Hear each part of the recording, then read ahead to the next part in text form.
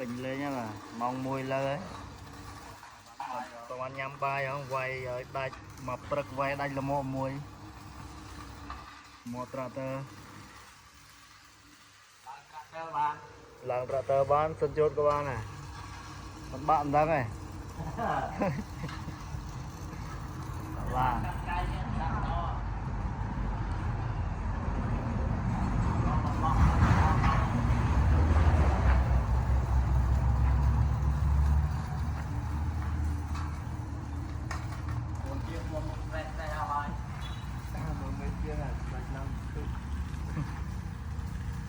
cho gì rồi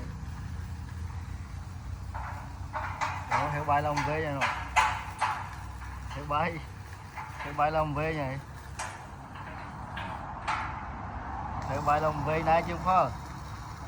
về nhân mình chứ không là hiểu bay lông về nhỉ